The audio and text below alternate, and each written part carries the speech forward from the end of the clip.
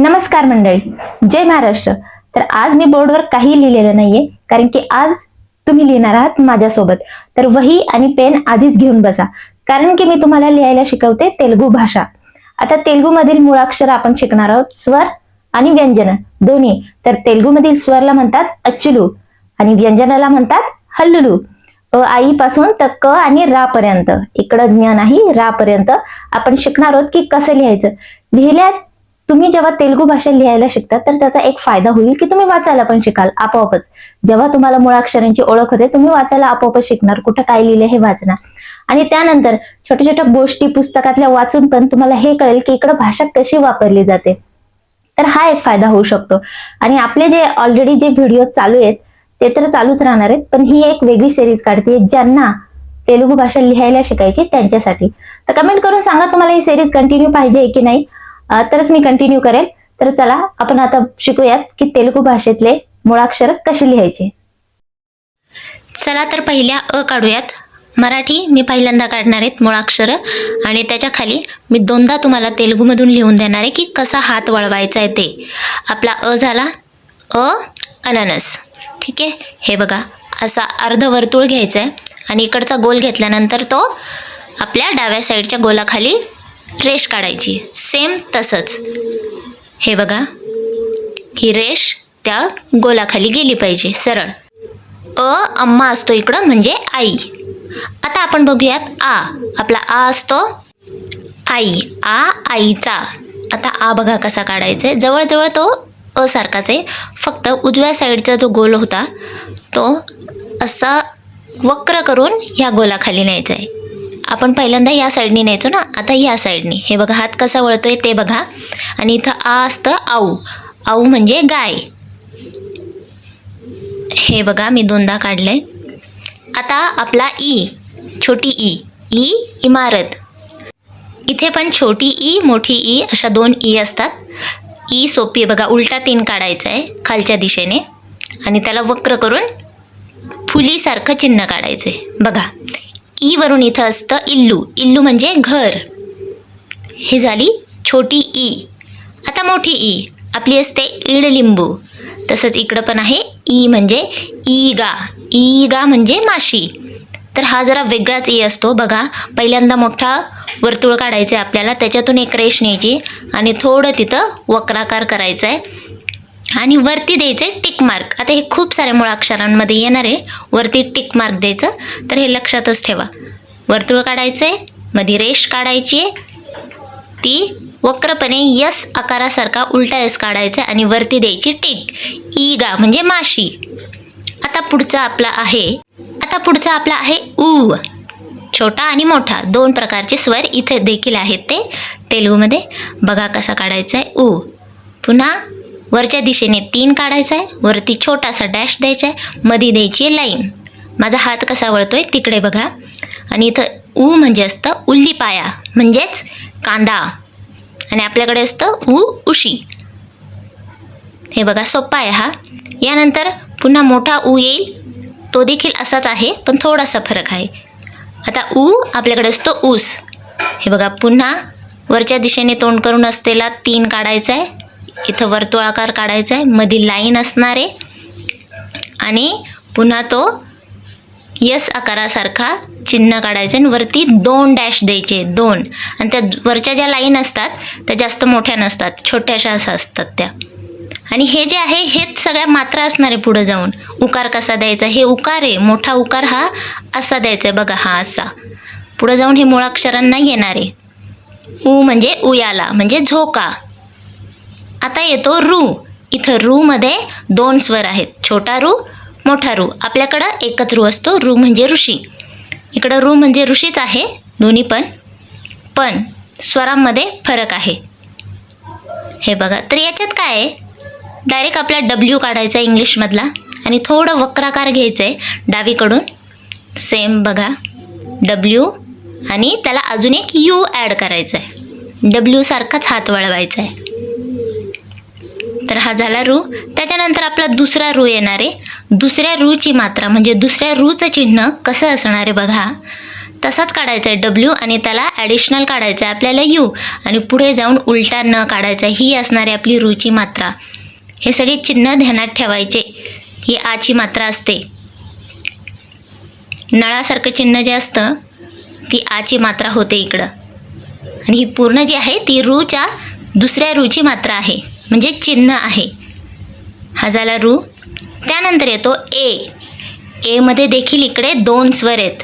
आपल्याकडे ए एकच असतो, ए एडका, मग दुसरा असतो ऐ ऐनक. इथे नाही, ए एडक्यामध्येच 2 आहेत. ए म्हणजे एलुका. हे बघा सोपं आहे. इंग्लिशमधला स्मॉल ए काढायचं आहे आणि वरती तसंच न्यायचं आहे. हे झालं एलुका म्हणजे उंदीर. छोटासा स्वर एलुका असं म्हणजे उंदीर. आता दुसरा ए आपला तर ते असतं एनुगू. एनुगू म्हणजे थोडंसं जास्त खेचायचं आहे. एनुगू म्हणजे हत्ती. सेम चिन्ह आहे बघा. ए करायचं आहे, वरती न्यायचं आहे आणि फक्त छोटासा सी सारखं चिन्ह त्याला ॲड करायचं आहे. हा झाला आपला दुसरा ए. त्यानंतर आपल्याला येणार आहे इथं ऐ. सेम, पण इथे आईमध्ये 2 मात्रा नाही आहेत किंवा 2 स्वर नाही आहेत, एकच स्वर आहे. आपल्याकडे देखील एकच स्वर आहे ऐ. तर इथं ऐ म्हणजे ऐदू. ऐदू म्हणजे काय 5. हे बघा उलटा 3 काढायचा आहे इंग्लिशमधला किंवा आपल्याही मराठीतला उलटा 3 आणि त्याला छोटासा गोल तिथं खाली समांतर रेषेत काढायचा आहे. हे बघा हे झालं ऐ. ऐ म्हणजे ऐदू 5. हे झालं ऐचा स्वर. त्यानंतर इकडे येतो ऐ नंतर ओ. आता पुन्हा ओमध्ये इकडे 2 स्वर आहेत, छोटा ओ मोठा ओ. आपल्याकडे एकच असतो, ओ म्हणजे ओढा. तर इथे नाही आहे, 2 आहेत. एक म्हणजे ओ उंटे. उंटे म्हणजे इकडं उंट.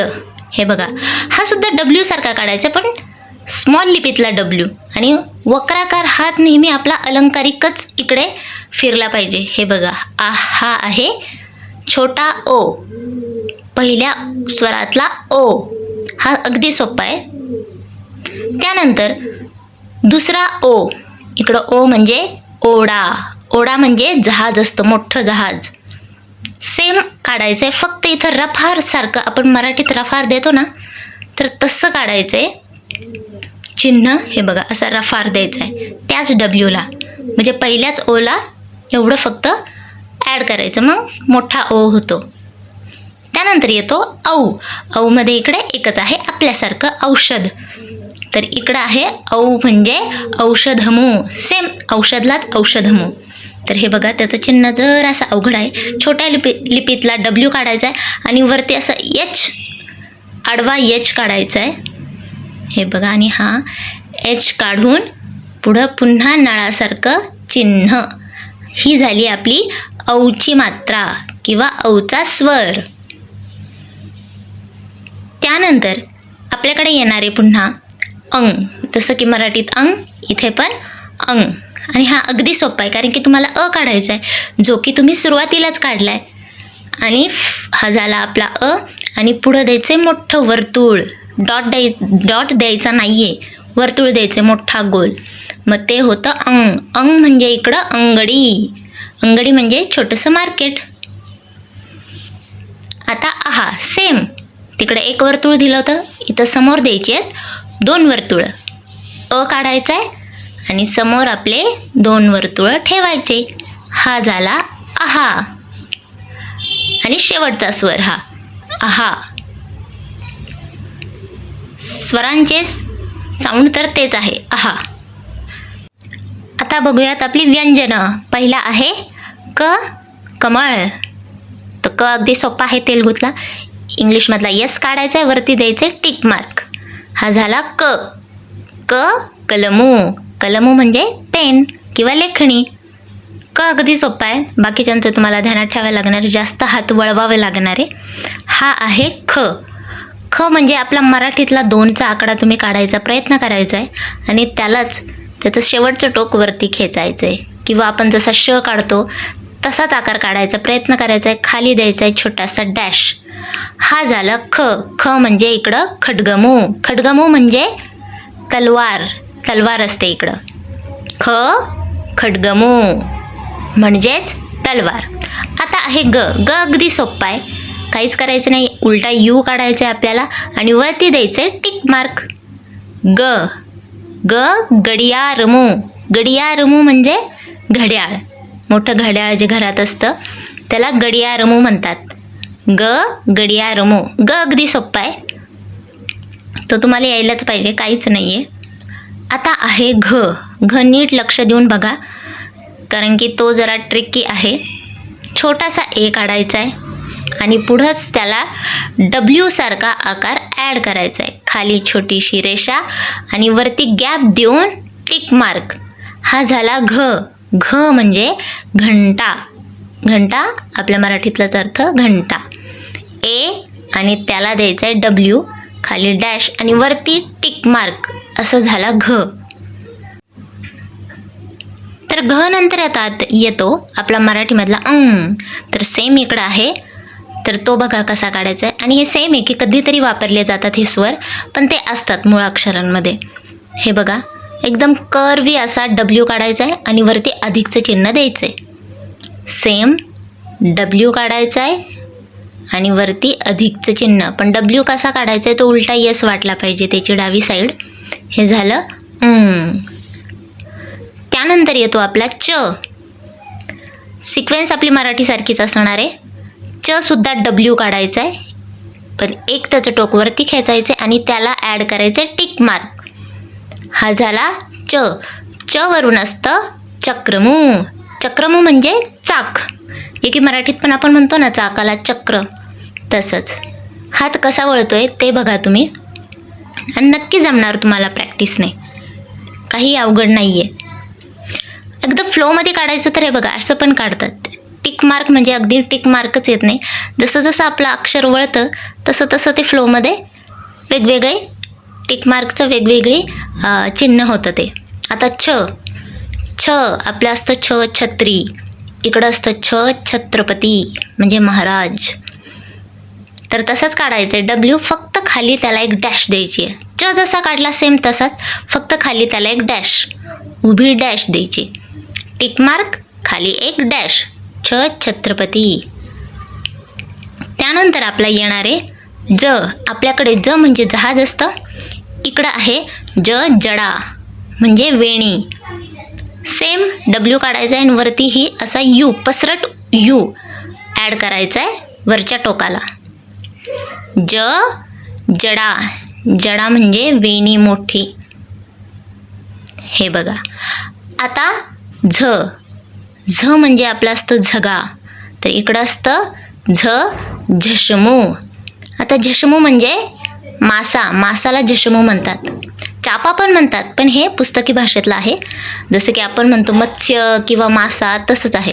तर इथं मोठा ओ काढायचा आहे किंवा ए काढायचा आणि त्याला डब्ल्यू ॲड करायचा आणि त्या डब्ल्यूच्या खाली डॅश द्यायचं आहे आणि त्या ओलाच वरती टिक मार्क द्यायची आहे. तर तुम्हाला जर आता आठवलं असेल तर मी याआधी घ शिकवला आहे तो सेम असाच आहे.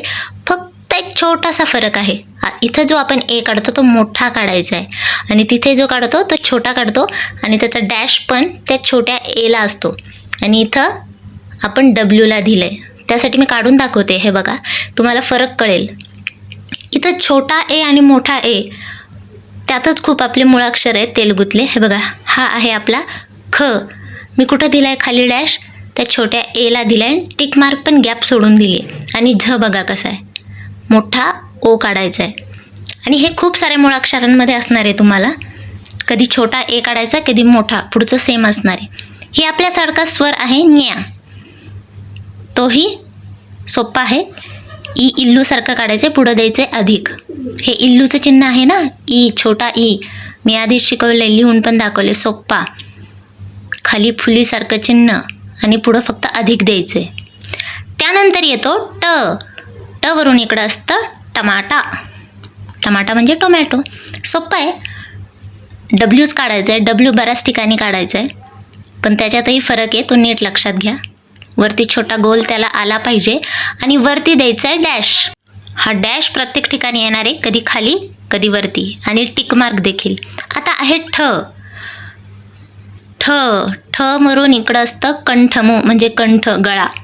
ठ वरून असा शब्द नाही आहे, जसं ळ साठी बाळ वापरतो ना असं, तसंच आहे ठ कंठमू. आणि अगदी सोपं आहे बघा. गोल काढायचा आहे, मध्ये डॉट द्यायचा नाही आहे, तो डॉट चांगला भरायचा आहे, ठळक बिंदू द्यायचा आहे आपल्याला आणि त्याच्यावर काढायची टिक मार्क. मी म्हटलं ना टिक मार्क आणि डॅश आपल्याला सगळीकडेच येणार आहे. हा आहे ठ. आता त्यानंतर येतो ड. ड वरून इकडं असतं डब्बू म्हणजेच पैसे. हे बघा उलटा 3 काढायचा आहे, वरती टिक मार्क द्यायची आहे. ड देखील सोप्पाच आहे. ट ठ ड ढ ण हे सोपेच आहेत. वरती टिक मार्क. हा झाला ड. ड नंतर आपला येणारे ढ. ढ आपल्याकडे असतं ढग आणि इकडं ढ म्हणजे असतं ढंका. ढंका म्हणजे डमरू. डमरूला इकडे ढंका म्हणतात. हे बघा उलटा 3 काढायचा आहे. याआधी आपण वरती टिक मार्क दिली आहे, पण इथं काय ॲड झालं आहे, खाली एक डॅश ॲड झाला आहे, थोडासाच फरक. सेम ड काढला आहे, टिक मार्क दिली आहे आणि खाली एक्स्ट्रा आला आहे तो छोटा डॅश. हा झाला तेलुगूमधील ढ. त्यानंतर ण बाण. जसं की सेम आपल्याकडे ण वरून शब्द नसतो तसंच आहे इथे. इथं ण वीणा देखील म्हणतात. हे बघा कसं इथं सी काढायचा आहे आणि त्यालाच वरती उलटा 3 काढायचा आहे आणि तो गोलनी पूर्ण करायचा आहे आकार. हा झाला तेलुगूमधील ण वीणा. त्यानंतर त आपल्याकडे असतो तबला. इथे देखील सेम तबला. त कसा आहे बघा, अ सारखाच आहे, पण इथे उलटा नेऊन सी काढायचा आणि त्यालाच ॲड करायची टिक मार्क. अर्धवर्तुळाकार आकार काढायचा आहे आणि वरती न्यायचा, सी काढायचा आणि टिक मार्क त्याला वरती ॲड करायची. हा झाला तेलुगूमधील त. यानंतर आपला येणारे थ. थ वरून आपला असतो मराठीमध्ये थवा. तर इकडं आहे थ थर्मस हिंदीसारखं. सोपा आहे थ, अगदी सोप्पा. मध्ये बिंदू द्यायचा आहे, खाली डॅश. असा पानासारखा आकार दिसतो. फ्लोमध्ये काढताना गोल देखील आला तरी चालत असतं. हे बघा उलटं पान, उलटा बदाम आकार, वरती टिक मार्क, खाली द्यायचा आहे डॅश. आता जशी जशी लोकांची हँडरायटिंग असते तसं तसं ते बदलतं, मराठीतसुद्धा आणि कुठल्याही भाषेत. त्यानंतर असतं द. द सेम आहे, तोच आकार आपल्याला काढायचा आहे, फक्त वरती टिक मार्क. थपेक्षा सोप्पा. बिंदू देखील द्यायचा नाही, डॅश देखील द्यायचा नाही. द वरून असतं दंडा. दंडा म्हणजे मोठा फुलांचा हार, जो देवाला वाहतो, लग्न कार्यात घालतो आपण एकमेकांच्या गळ्यात, दंडा. त्यानंतर असतं ध. ध वरून येतं इकडं धनसू म्हणजेच धनुष्य, त्याला इकडे म्हणतात धनसू. सेम काढायचं आहे, पानाचा आकार, वरती टिक मार्क आणि खाली फक्त डॅश. दला डॅश नव्हता, धला खाली ॲड झाला आहे फक्त डॅश. हेच लक्षात ठेवायचे आणि हाताने प्रॅक्टिस केल्यावर येणार आहे तुम्हाला, आणि ती तुम्ही नक्की करा. आता येतो नळाचा. इकडं न असतो नक्क्याचा. नक्का म्हणजे कोल्हा. सोपं आहे, अगदी सोपं आहे बघा, सोप्पा आकार आहे. उलटा यस काढला, झोपलेला यस काढायचा आहे आपल्याला आणि तोच वरती न्यायचा आणि त्याला ॲड करायची टिक मार्क. नक्का म्हणजेच कोल्हा. त्यानंतर येणार आहे आपला प. प म्हणजे पलका. पलका म्हणजे पाटी. पाटी कुठली? पाटी पेन्सिलवाली आपली पाटी. हे बघा स्मॉल ए इंग्लिशमधला आणि त्याला फक्त छोटा यू ॲड करायचं आहे. हा छोटा आहे, मोठा ए नाही काढला आहे मी, वर्तुळ छोटं असतं आणि वरती टिक मार्क. त्यानंतर फ. आता याच्यातच ॲड होणार आहे. पहिल्या पच काढायचं आहे तुम्ही, तसाच ए काढायचा आहे, त्याला यू ॲड करायचा, फक्त ॲडिशनल येणारे खाली डॅश.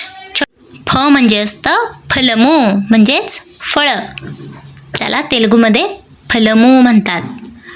फ नंतर आपला येणारे ब. बगळ्याचा ब. इकडे ब असतं बंती. बंती म्हणजे चेंडू, बॉल. सोप्पा आहे अगदी. यू काढायचा आहे फक्त, मोठावाला यू. आणि सोडायचं यू. बघा झाला हा आपला ब. त्यानंतर येणारे भ. भ इकडे असतं भवनमू. भवनमू म्हणजे भवन. मोठे मोठे भवन असतात त्याला भवनमू. सेम ब सारखा काढायचा आहे. वरती ॲड करायची टिक मार्क आणि खाली आपला डॅश. सेम यू काढायचा आहे, वरती टिक मार्क आणि खाली छोटासा डॅश. हा झाला भ. भ भवनमू. यानंतर येतो म. मगरीचा म. म वरून इकडे असतं मंदिरमू म्हणजेच मंदिर. कसा काढलाय बघा, छोटासा गोल द्यायचा आहे आणि त्यालाच 2 यू ॲड केल्यासारखे करायचेत आणि वरती टिक मार्क, मध्यभागी टिक मार्क. हा झाला म मंदिरमू. त्यानंतर येतो य. य आणि म मध्ये छोटासा फरक आहे. म मध्ये आपण छोटा गोलनी सुरुवात केली होती, इथे मोठ्या गोलनी सुरुवात करायची. मोठा गोल काढायचा आहे आणि त्याला डब्ल्यू ॲड करायचा आणि सेम मधल्या लाईनलाच टिक मार्क द्यायची. असाच होता आपला म याआधी काढलेला, पण आपण सुरुवात छोट्या गोलनी केली होती. हे असतं इथं. य असतं यज्ञमू म्हणजेच यज्ञ. त्यानंतर आपला येणारे र. र रथाचा र. इकडं पण म्हणतात रथालाच रथम. अगदी सोप्पा आहे र. फक्त गोल काढायचा आहे, वरती टिक मार्क द्यायची आणि मध्ये बिंदू येतो तेव्हा ठ होतो त्याचा. याआधीच शिकवलंय मी. त्यानंतर येतो ल. ल पण अगदी सोपा आहे, जास्त हात वळवावा नाही लागणार तुम्हाला. हे बघा फक्त अर्धवर्तुळ इतकंच आहे ल. ल इकडे असतो लड्डू म्हणजेच लाडू. ल झाल्यानंतर आपला येणारे व. व वडाचा. व इकडे असतं वनमू. वनमू म्हणजे वन, जंगल. हे बघा ए काढायचा आहे, छोट्या वर्तुळाने सुरुवात करायची. ए काढून वरती न्यायचं आहे आणि टिक मार्क. हा झाला व. वनमू. त्यानंतर येतो आपला श. शहामृगाचा. इथं श असतं शंखमू म्हणजेच शंख. याचा आकार जरा वेगळाच आहे. आपला श देखील भरपूर हात वळवण्याचाच आहे. इथे सुद्धा उलटा यू काढून वरती नेऊन टिक मार्क असा आहे श. शंखमू. श झाल्यानंतर येतो आपला ष. षटकोन. तर इकडे देखील षटकोनमू सेम आहे. छोट्या वर्तुळाने सुरुवात आणि शेजारी प सारखा आकार काढायचा आहे आपला मराठीतला प आणि वरती गॅप देऊन टिक मार्क. प सारखा किंवा 5 सारखा आकार आणि वरती टिक मार्क. षटकोनमू. षटकोनमू नंतर स. स वरून इथं येतं सर्पमू म्हणजेच साप. आपल्याकडे पण सर्प म्हणतात सापला. स बघा कसा आहे, एक वेगळाच आकार आहे पण सोप्पा आहे. उलटा येस झोपलेला आणि वरती गॅप देऊन टिक मार्क. हा झाला स. त्यानंतर येतो ह. हत्तीचा ह. इथे असतो ह. हंसा. हंसा म्हणजे हंस. आता छोट्या वर्तुळाने सुरुवात केली आणि पुढे जाऊन त्याला नळासारखा आकार दिलाय. उलटा न. हे बघा उलटा न आणि गॅप देऊन टिक मार्क. ह नंतर येतो आपला मराठीत ळ. ळ बाळाचा. तसंच इथं आहे ळ गोळमू.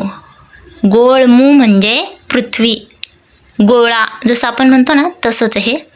तर ळ अगदी सोप्पा आहे. कसा आहे इथं 4चा आकडा काढायचा आहे आपला मराठीतला, त्याला वरती द्यायचे टिक मार्क किंवा 9च्या आकड्यावरून सुरुवात करायची आणि तो 4च्या आकड्यासारखा बनवायचा. आता क्ष. क्ष क्षत्रियुडू. क्षत्रियलाच इकडे म्हणतात क्षत्रियुडू आणि तो अगदी सोपा आहे. यस काढायचा आहे. का? कारण की क येणार आहे त्याच्यात. पूर्ण क काढलाय, खाली डब्ल्यू आणि छोटा डॅश ॲड करायचा आहे. हा अगदी सोपा आहे क्ष. खाली डब्ल्यू आणि डॅश हा झाला क्षत्रियुडू. त्यानंतर शेवटचा अक्षर इकडे येतं. रा म्हणतात किंवा त्याला म्हणतात बंडिरा. आपल्याकडे कसं ज्ञ असतं तर याचा वापर इतका होत नाही, पण स्वरामध्ये होतो. पण बघा हा कसा असतो, सोपाच आहे, अ सारखा आहे, पण अ मध्ये आपण खाली वर्तुळ घेतो तर इथं डब्ल्यू करायचं आहे आणि सेम रेष अ सारखी इकडं खेचायची. झोपलेला 3 आणि रेष इकडे खेचायची आहे. बंडिरा किंवा रा.